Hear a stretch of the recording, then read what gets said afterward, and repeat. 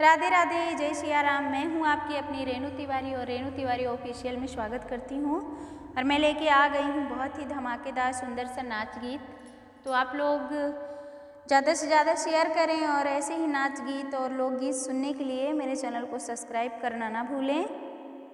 राजा हमरऊ कहना तनी माना करा, राजा हमरऊ कहना तनी माना करा।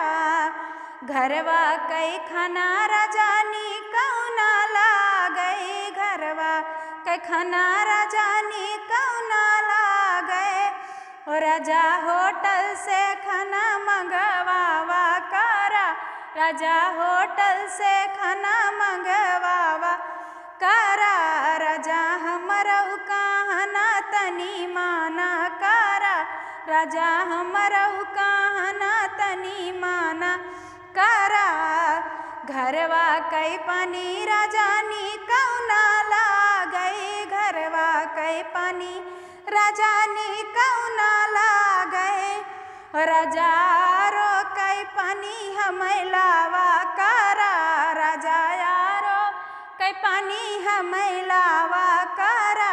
राजा हमरऊ कहना तनी माना करा, राजा हमरऊ कहना तनी माना करा।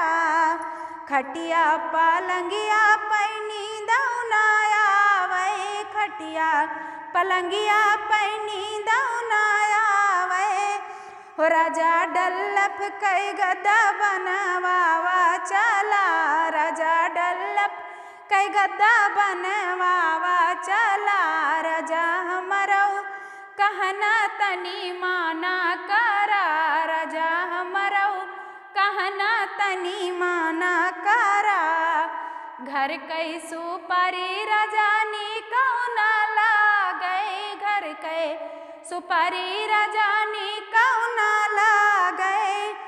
राजा बनारस कै पान लई आवा करा, राजा बनारस कै पान लई आवा करा। राजा हमरऊ कहना तनी माना करा, राजा हमरऊ कहना तनी माना करा।